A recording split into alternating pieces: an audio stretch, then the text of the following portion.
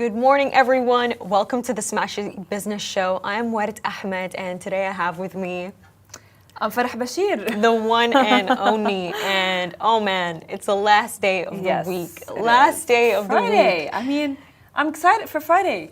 It's not, you know what I'm excited for the most, Farah? Hot cocoa. Oh my God. Cold winter nights, the beach. The weather, oh my God. I feel so betrayed by my family this week.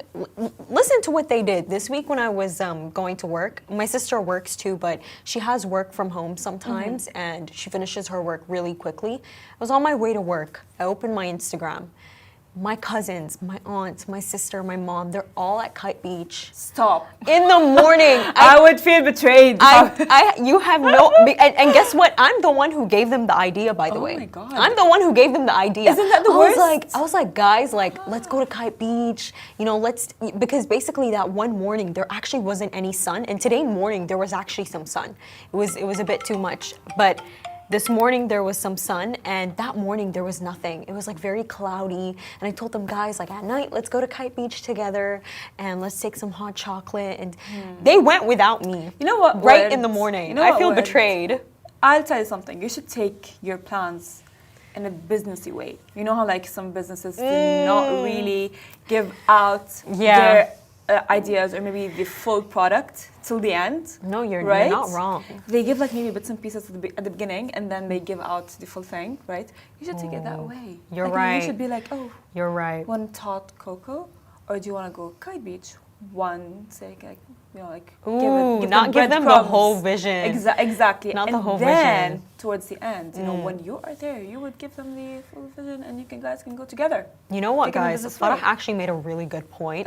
I would not recommend sharing your business ideas with people. For sure. The amount of times in my life in which I heard that somebody stole this from me is absolutely insane. Exactly, and it's probably like someone else's idea, and then someone else takes it and adds some things, and then it's like, like that feeling of like, oh my God, that's mine, that's my idea. But no, you're right. Business. But tell them about last night. We had the company dinner last night.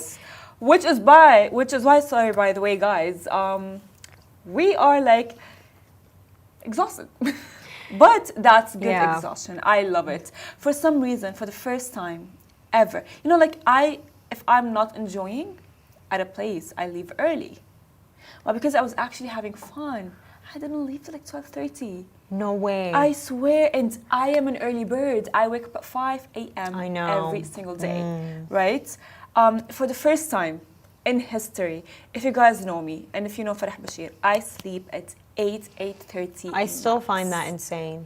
I know, right? 8:30, girl. I just like do it. The best stories come out at night. Yeah, exactly. But yesterday I slept at 1 a.m. for the first time ever, and I don't regret it because the night was worth it. It was worth it. It was worth it. So basically, we had a company dinner at this place called Karna. I believe it was in Business Bay, SLS. Yes, it's in SLS. And oh my God, the view! It was in the 74th floor. My ears closed, by the way, when I was in the elevator. Yeah, same. You know what I mean? You know when you're like in a flight and your ears just completely block out. But just going to our first topic for today. Abu Dhabi's Investment Authority has joined an exclusive $1 trillion club of sovereign wealth funds. So essentially what has happened is that they are actually the first Middle Eastern sovereign wealth fund to manage over $1 trillion in assets. And that the diversified portfolio that they have, it's absolutely insane, and you guys are going to see it right now. Number one, they're managing Norway's government pension fund Global, which is worth $1.8 trillion. Secondly, there's China's investment corporation, that's $1.3 trillion. And finally, China's Safe Investment Center, which is $1.09 trillion. These are all trillions. That is true. And by the way, this crazy. is a very smart investment strategy because who does not want power? This will be giving them the economic power. This milestone will be for sure boosting Abu Dhabi's global financial influence, showcasing its ability to manage large, high-return investments. Yeah. That's for sure. And other than that, when you take a look at this, are you seeing this? What the elite groups that are part of the sovereign wealth funds that they manage, they're from other countries. You know, you have Of Norway course, and you have yeah. China. I mean, this and is China the has whole one of the point. largest GDPs in the That world. is true, exactly, and this is their point. You know, they want to have a U.S. expansion, right? Because like ADIA is planning to increase their investments in the United States, as you have mentioned, and as well they want to focus on investing in tech and innovative sectors like AI. We've talked a lot about AI yesterday, and as well they want to head into the future industries, and as well they want to grow further in Asia. No, but you know why this is also extremely interesting, Farah? When you take a look at the UAE, you know, you guys can all do this, like open the world map. You're gonna notice the UAE, it's small. It's actually really small. Even its cities, they're not as big as other world famous cities. That's true. They're very small cities, so that in these small cities, in a small city like Abu Dhabi, that these trillions in dollars of assets are there. If that is not wealth, I don't know what is.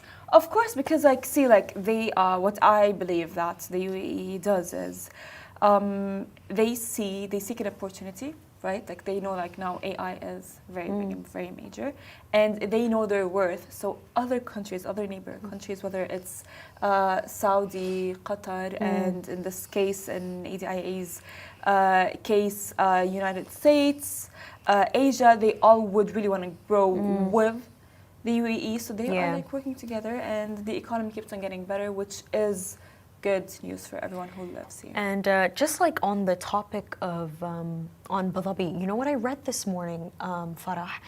Abu Dhabi is actually providing it's providing something really generous for people who have to pay for death fees. Obviously, when there's an unfortunate death, there are fees that come with it, the funeral, I believe like logistical parts, and Abu Dhabi is actually waiving those fees for people, and not just for its citizens, but actually also for its residents, its expats, and that is really, really compassionate. Very important because you know, like as residents, a lot of residents sometimes often do not feel like they relate to the country, right?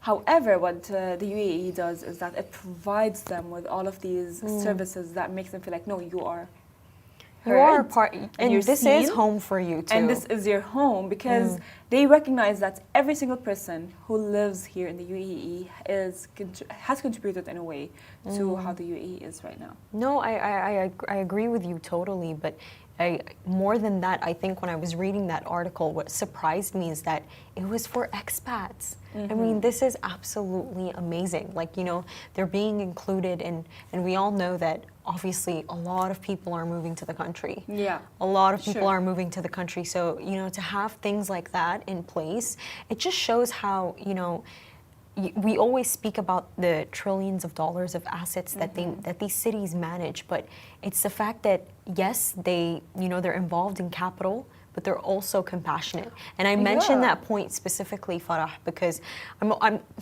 always one of those people who, when you know, whether it's an entity, whether it's a leader or a person, when they have a lot of money, I always question them.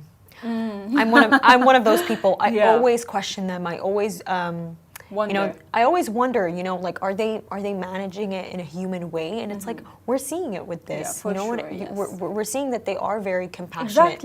Exactly. And you know, like funds like that's happening with ADIA, which by the way they are expected to be reaching. They want to reach $1 trillion. Yeah. Which is a very big number, right? These will all be contributing not only to the country, but as well to the citizens and residents. Yes. And for our second topic for today, it is all about Dubai's metro, which is so dear to so many people's hearts. Now, the Dubai Blue Metro line has actually been officially approved with a $5.6 billion contract, and what they're aiming to do is they're aiming to reduce traffic congestion by 20% through this. Now, they actually just signed the deal I think yesterday, and it's with 3 companies specifically. So they have Turkey's MAPA and Limak, which they're going to be involved in the construction of this blue line, and then there's also China's CRRC for trains and rail systems. And you know, Farah, like, other than the fact that this is so amazing, there's going to be, I believe, 14 more metro stations through this project. That is absolutely colossal.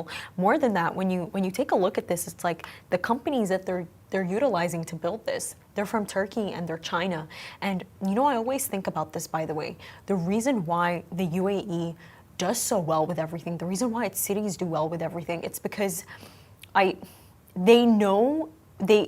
feel like they strategically know what to employ. Yeah, they're very aware of other countries' advantages, and when they're aware of these advantages, they utilize it to their advantage. For sure. Do you see what I mean? It's kind of like a domino effect. For sure, and as well, the Dubai Metro is a very important asset to the country. Yeah. We all are aware of that. And do you know that it will be opening on 9/9/2029?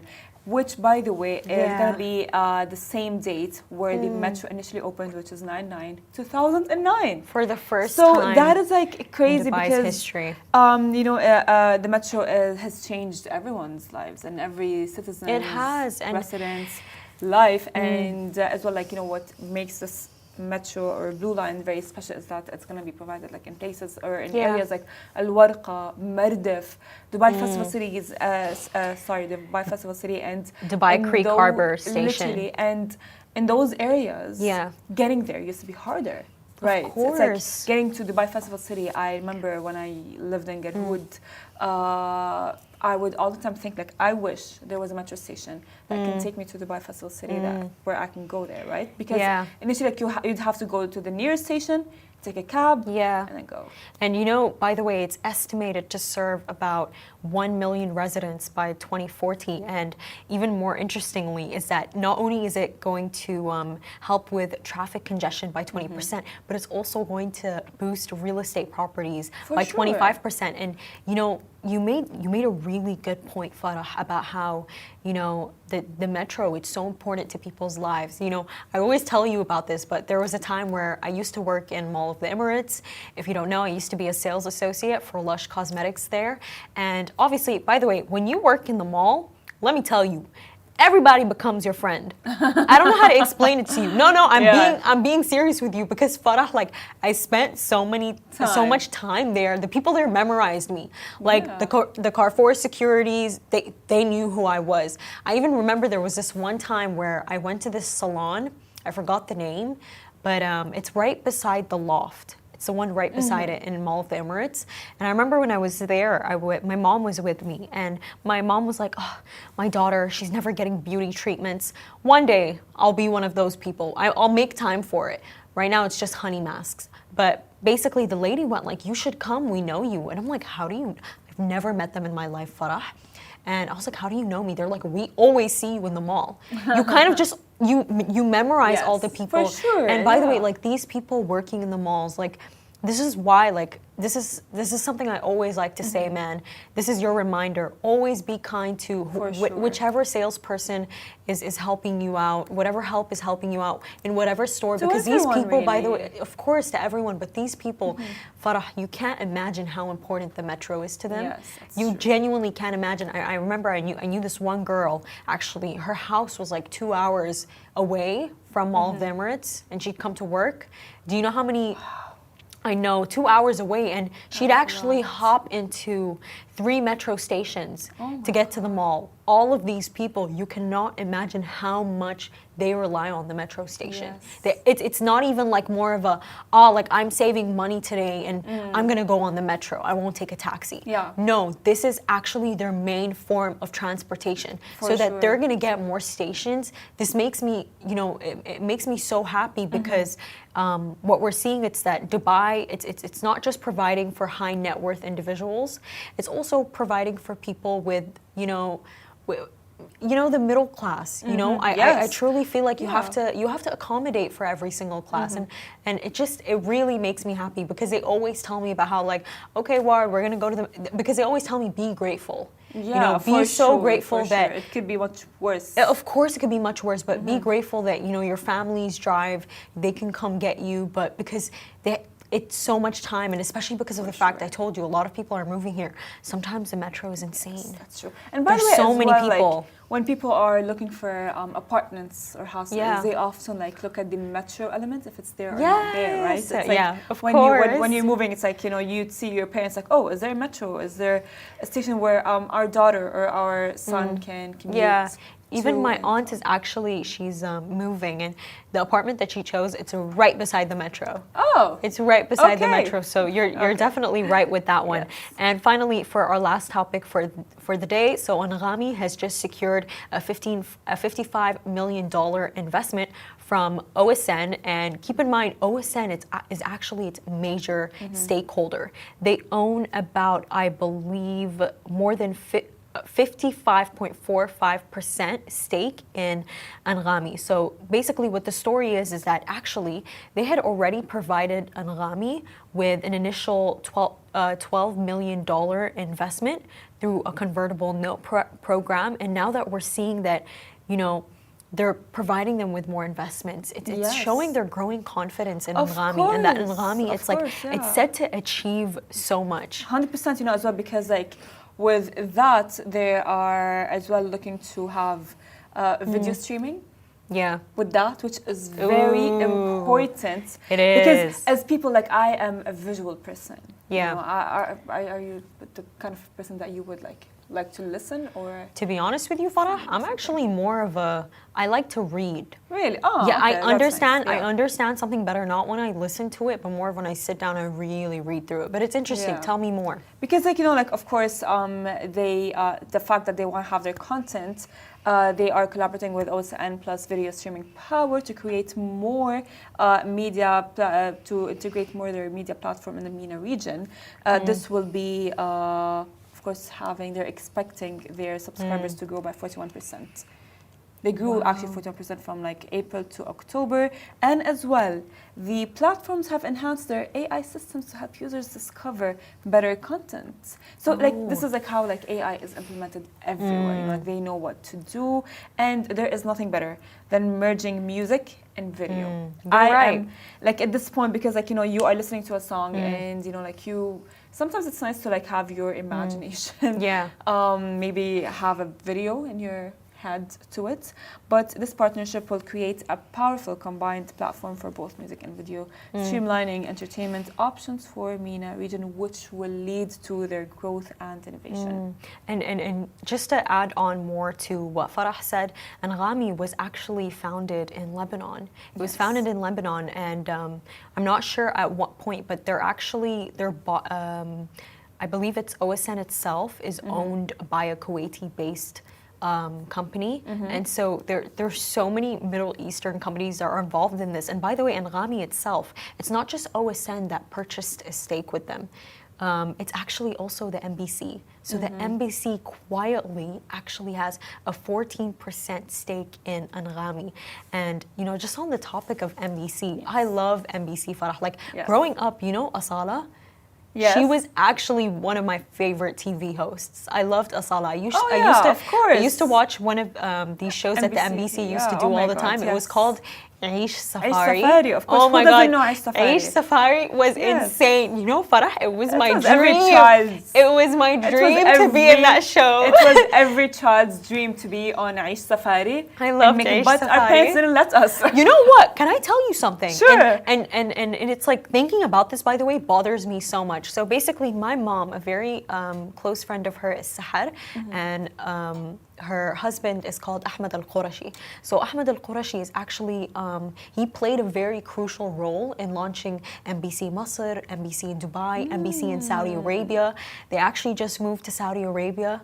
Breaks my heart, but I remember when we were kids, they'd always invite me and my sister. Sahar would always invite me and Basma to, to go on like the MBC shows. Like the kids, you know what I mean? They always had so many kids. They always invited us, and you know my mom said no?